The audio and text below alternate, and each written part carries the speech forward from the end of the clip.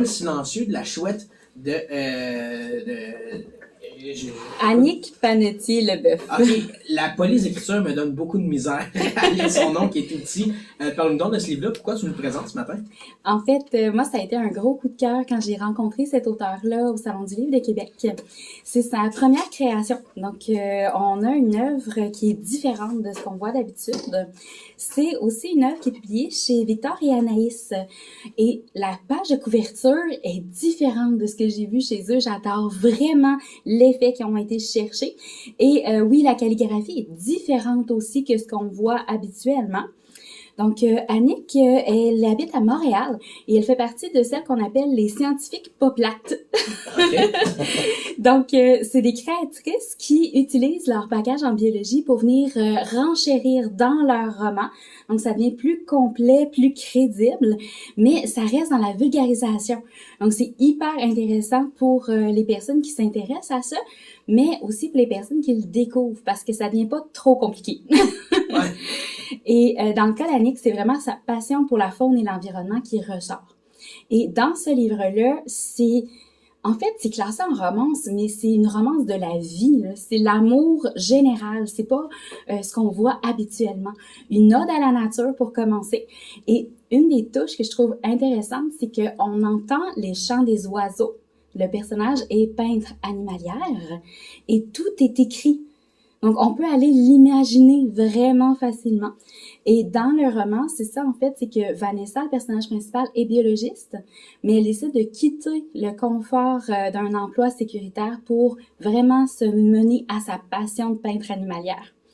Donc, au fur et à mesure du roman, il va se passer différentes choses que je vous révélerai pas. Mais on va avoir une transformation chez le personnage qui va se mettre vraiment à parler des petits bonheurs de la vie. C'est vraiment ce côté-là qu'on peut aller ressortir. Et l'amour qu'on va retrouver, c'est quelque chose qui est viscéral, qui est touchant. Et comme je vous dis, c'est différent parce qu'on parle pas nécessairement de l'amour entre deux personnes dans un couple. Je laisse ça comme ça pour ça. Oui.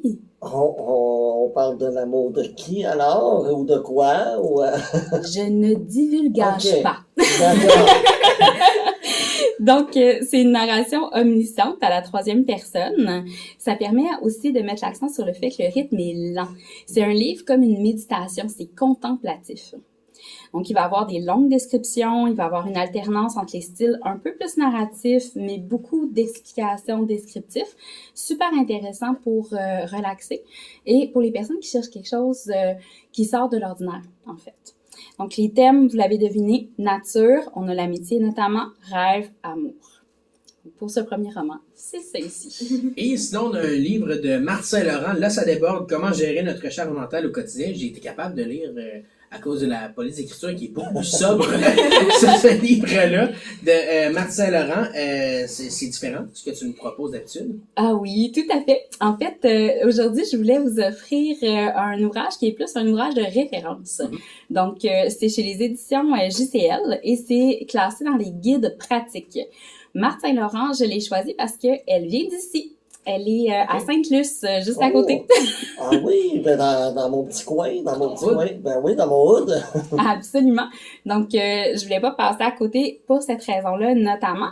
Mais en fait, c'est que son projet est hyper intéressant parce qu'avec Là, ça déborde, elle va venir parler de charge mentale et on s'entend que dans les dernières années, surtout à partir du moment qu'on a parlé de la pandémie, on a découvert à quel point c'était quelque chose qui était présent. Donc, on l'a de plus en plus aussi dans certains romans et dans des livres sur la parentalité également. Donc, la charge mentale, c'est une des raisons pour laquelle les gens vont notamment aller s'intéresser au yoga et aux activités connexes pour aller calmer notamment. Donc, ici, on va avoir vraiment tous les outils. OK. Donc, on nous présente ce que c'est plus exactement, mais aussi comment alléger notre quotidien, comment s'aider dans tout ça. Donc, on va avoir des réflexions, des témoignages, des exercices pratiques aussi.